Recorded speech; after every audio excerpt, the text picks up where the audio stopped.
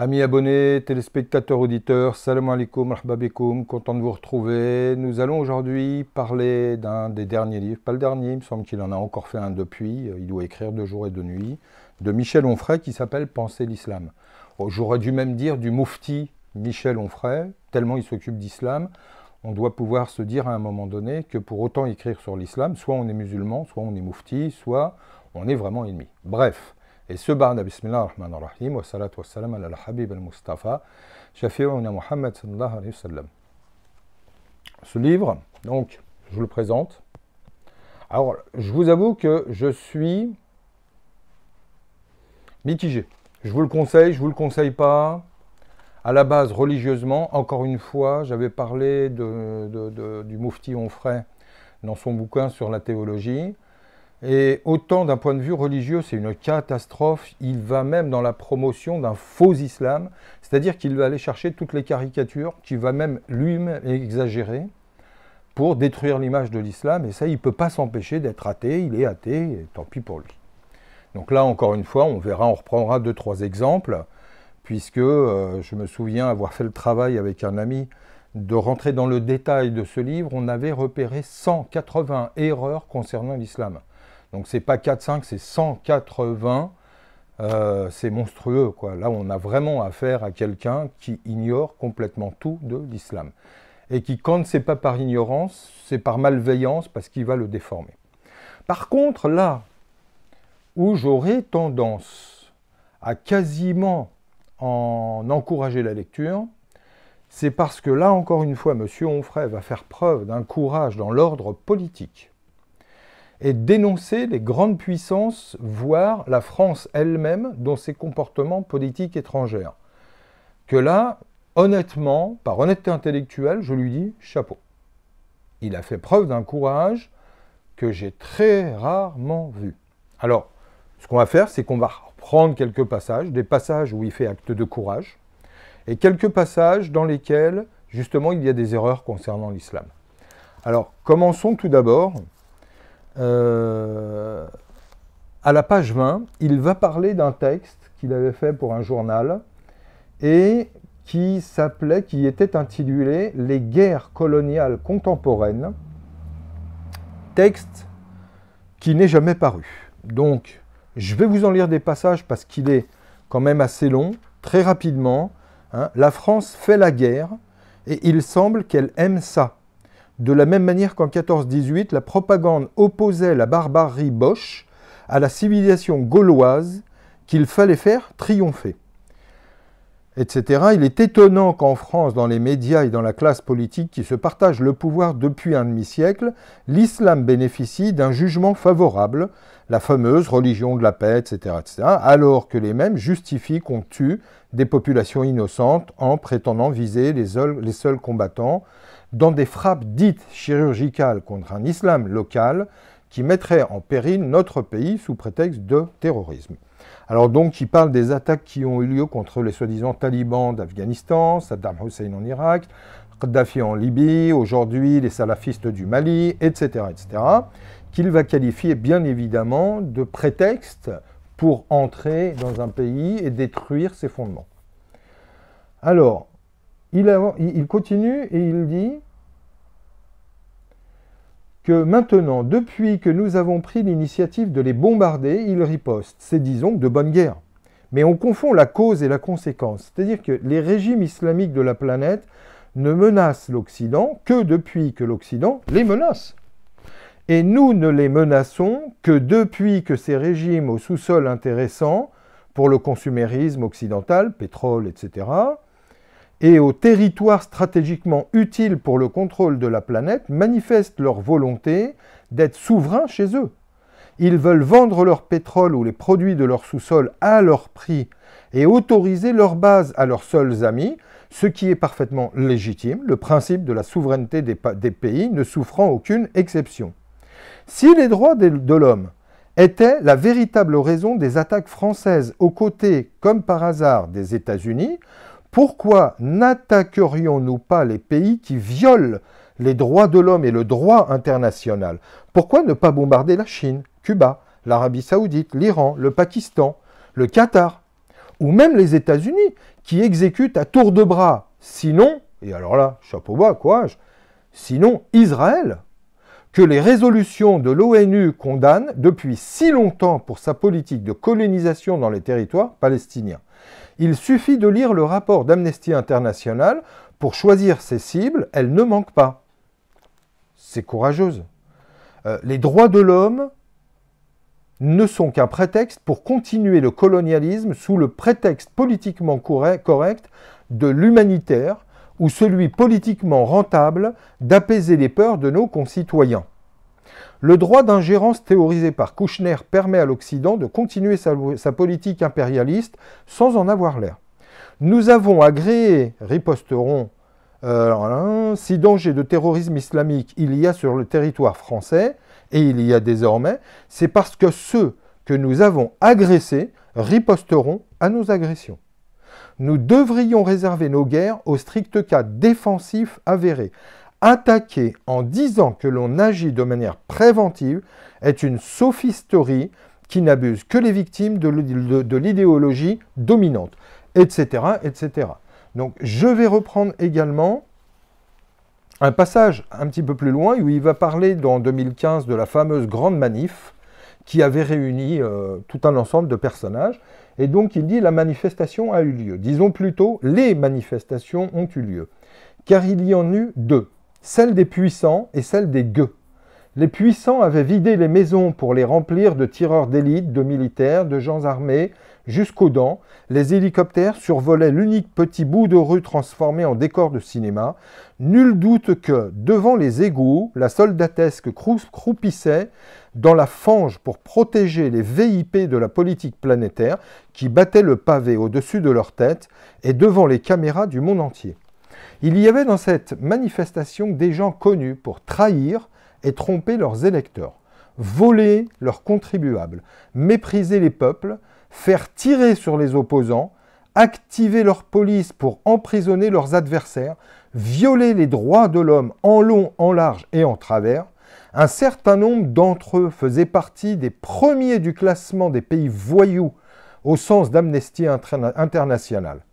Il y avait là des gens qui avaient du sang sur les mains. Hollande était avec eux. Sarkozy essayait d'être sur la photo. On vit aussi BHL, Laurence Parisot, Netanyahou, Mahmoud Abbas, les imams, bras dessus, bras dessous avec les rabbins, les pasteurs et les évêques en goguette, avec les patrons de la franc-maçonnerie et de la libre pensée. TF1 et France 2 m'avaient sollicité pour faire partie des commentateurs en direct de cet événement. J'ai décliné. Donc là, encore une fois, on voit que bon, c'est quand même costaud d'être capable de dire ça. Il va dénoncer toutes les frasques du FN. Son livre est sur de très nombreuses pages une dénonciation de ce que beaucoup de monde pense et que très peu de chroniqueurs ou de journalistes a le courage de dire à la télé. Alors par contre, il va revenir à nouveau sur le domaine de la tradition et là, il va nous dire... alors, tout comme le judaïsme, je le connais moins bien que le christianisme, puisqu'il est la religion dans laquelle mes parents m'ont éduqué, etc. Mais de la même manière que j'ai lu le Talmud, j'ai lu attentivement plus la main le Coran, les hadiths du prophète, la Sira, plus quelques biographies de Mahomet, sans compter un certain nombre d'ouvrages sur l'histoire de l'islam. Alors déjà, s'il avait lu correctement, il aurait compris que le prophète ne s'appelle pas Mahomet et qu'il ne s'est jamais appelé Mahomet. Il s'appelle Mohammed et éventuellement en français, quand on ne sait pas prononcer les ha, on dit Mohamed. Mais Mahomet n'a jamais existé. Alors, il a bien lu, le monsieur a bien lu. Or, on a vu dans le compte-rendu sur Traité de la théologie ô combien il a bien lu, il fait des erreurs toutes les pages. Là, dans ce livre-là, 180 erreurs. Ce n'est pas parce qu'on lit un livre que du jour au lendemain, on devient un fin connaisseur d'un domaine. C'est pas parce que je lis un livre médical que demain je suis médecin et que je puisse être autorisé à donner mon avis sur la médecine. Un passage sur lequel je voulais revenir.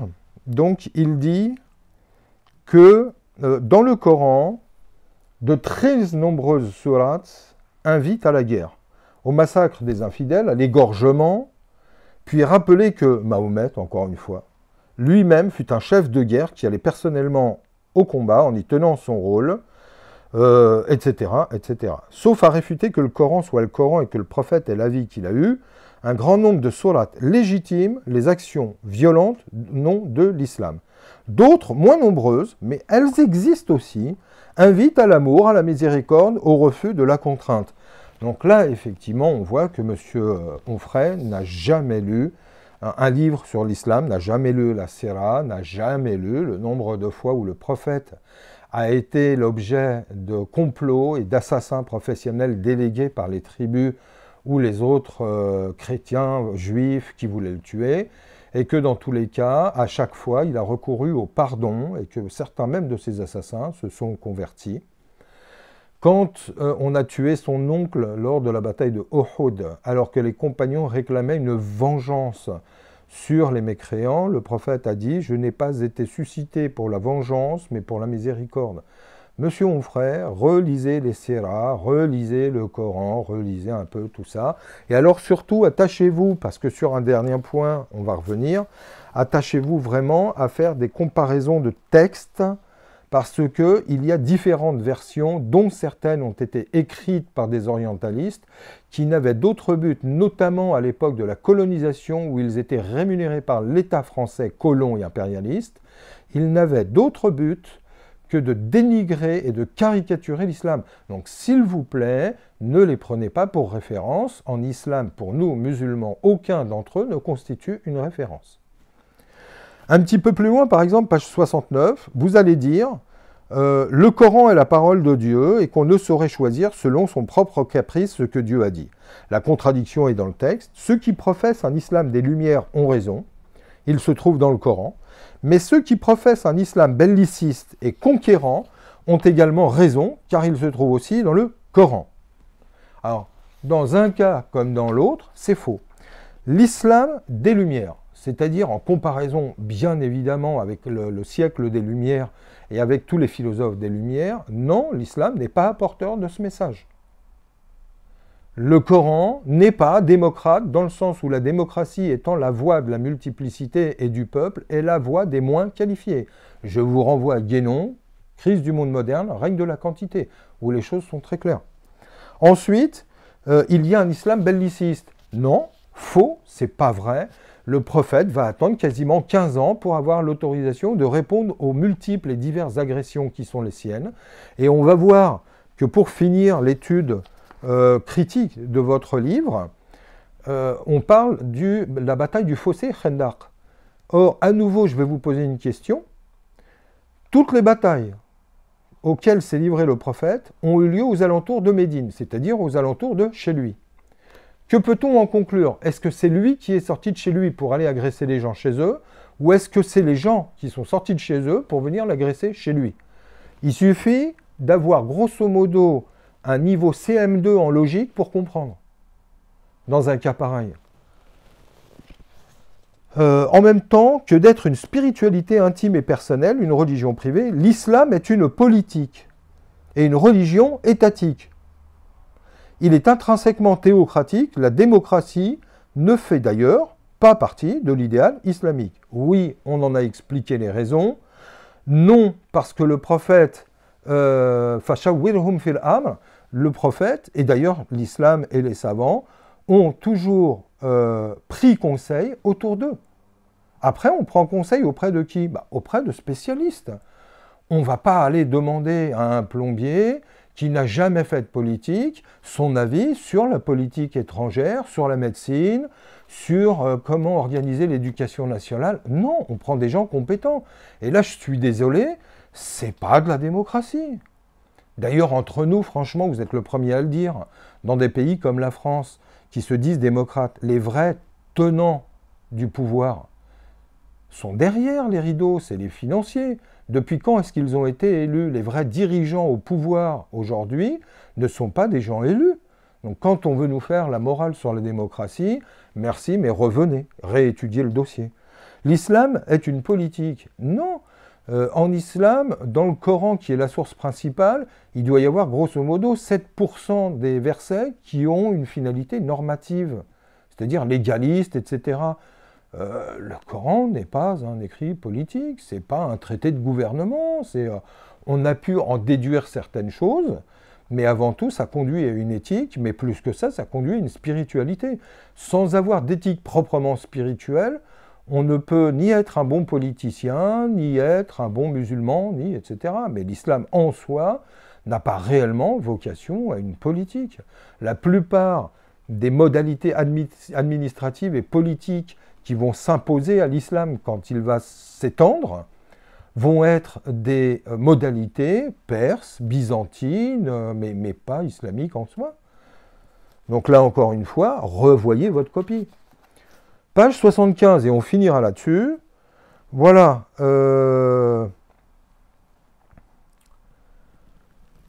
Dernier, et alors voilà, donc il dit, lors de la bataille du fossé, qui oppose juifs et musulmans. Alors, faux, la bataille du fossé, elle va opposer les Quraysh, c'est-à-dire les polythéistes et les mécréants de la Mecque, aux musulmans de Médine. Le fossé, c'est parce que, sachant que pour venir en nombre, depuis la Mecque pour arriver à Médine, il y avait entre les roches volcaniques qui sont inaccessibles et des ensembles de palmeraies qui étaient également inaccessibles pour des convois militaires. Il ne restait qu'une voie d'accession, et pour empêcher d'accéder, le prophète a fait creuser par lui-même et tous ses compagnons, un fossé qui permettait de mettre un périmètre de sécurité entre eux et leurs ennemis. Ce périmètre de sécurité, qui est le fameux fossé, le Khandaq, il est où? Il est à Médine. Donc pourquoi il est à Médine? Parce que ce sont les mécréants de la Mecque qui viennent pour l'agresser. Il est en position défensive. J'espère que c'est assez clair, défensive. Donc, il n'est pas opposé aux Juifs, mais il va se trouver opposé aux Juifs, effectivement, ou du moins à une des tribus juives de Médine, et ce pour des raisons. Mais ça, par contre, vous n'en parlez pas, et c'est là que je mets en doute votre honnêteté. Cette tribu, c'est les Banu Qurayda. Pourquoi est-ce qu'à un moment donné, il va se retourner contre eux? Parce qu'ils vont trahir le pacte. Il y a ce qu'on appelle Sahifatul Madina, il y a le pacte de Médine. Que toutes les composantes de Médine, musulmans ou non, chrétiens ou juifs, incroyants, polythéistes, majous, que tout le monde a signé, qui était un pacte de citoyenneté, qui engageait les uns et les autres à vivre dans un pacte de non-agression, voire même d'assistance en cas d'agression. Il y avait également tout un ensemble par rapport à la dhimma, l'impôt, qui était inférieur à la zakat, pour votre gouverne, encore une fois, monsieur Onfray, que tout le monde devait respecter. Or, lors de la bataille du fossé, les mécréants de la Mecque, donc les Arabes non musulmans, polythéistes, païens, étaient de l'autre côté du fossé, en état d'agresseurs. Voyant que le fossé leur barrait le chemin, avec les animaux et tout le reste pour le franchir, ils ont été bloqués. Et qu'est-ce qu'ils ont fait? Ils ont contacté une des tribus juives, puisqu'il y en avait plusieurs, les Banu Qaynuqa, les Banu Nadir, etc. Il y avait 9 tribus principales. Ils ont contacté les Banu Qurayda qui avaient un pacte avec le prophète, en leur demandant de trahir ce pacte, eux-mêmes se trouvant à l'intérieur de la ville, d'aller mettre la pagaille dans la ville, puisque la plupart des hommes étaient tout le long du fossé pour se défendre contre l'agression, d'aller en ville, d'agresser les femmes et les enfants, de mettre le feu, de les attaquer par derrière, bref, de mettre à mal leur position pour leur permettre de trouver une faille dans cette défense qui était le fossé et de pouvoir entrer et détruire et de mettre à sac la ville. Et c'est ce qu'ont fait les Banu Qurayda. Le prophète a tout de suite pris des mesures qui a permis de les encercler et de mettre leur trahison à jour et à mal. Et donc la trahison n'a pas fonctionné, et du coup il n'y a pas eu de brèche par la défense mise en place à travers le fossé, et donc les mécréants de la Mecque, ne voyant pas d'accès possible, ont fini par renoncer et faire demi-tour. Donc en fait c'est une guerre dans laquelle il n'y a pas eu de mort. Mais que s'est-il ensuite passé? Puisque vous dites...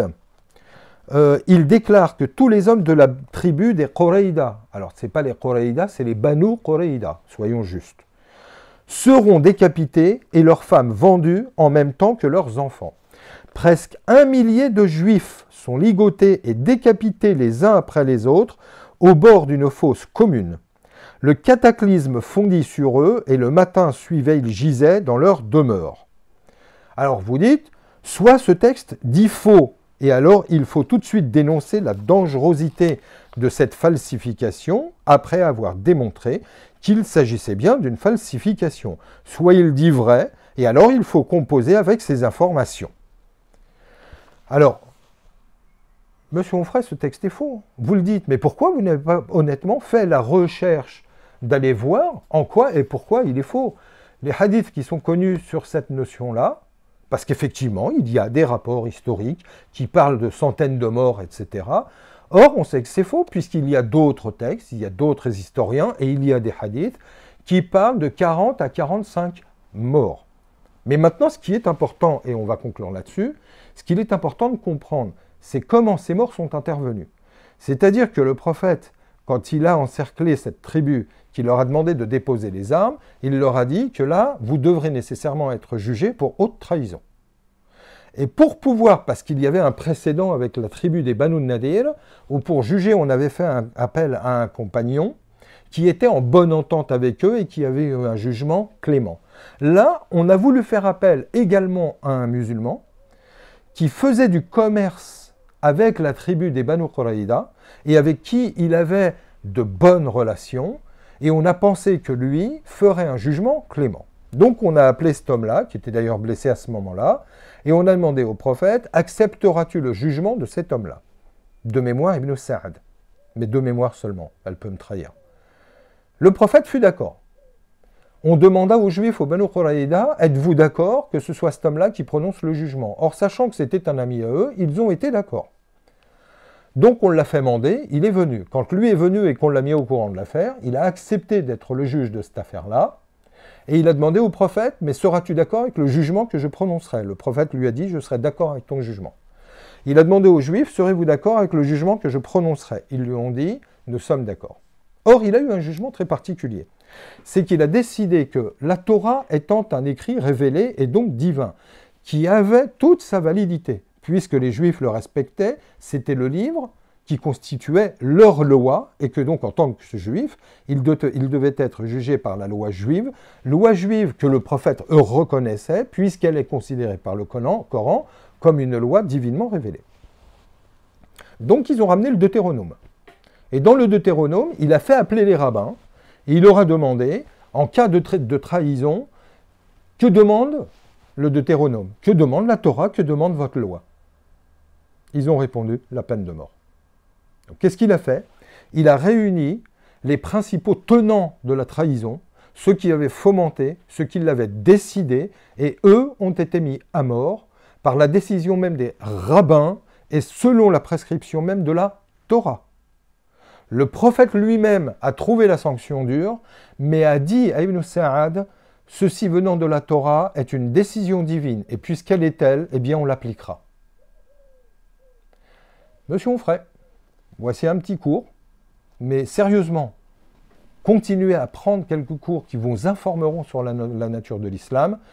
Vous y gagnerez, car je vous sens quand même malgré tout une âme sensible et une certaine sincérité dans les dénonciations que vous faites en dehors des cas religieux. Je pense que votre athéisme vous aveugle.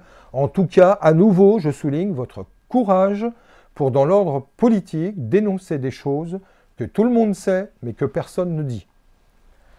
Merci, chers amis, de nous avoir suivis, de nous avoir écoutés, de partager également si cela vous convient, et de vous abonner à Saute 24, qui est une chaîne, comme vous le voyez, qui ne connaît pas la langue de bois et qui est libre.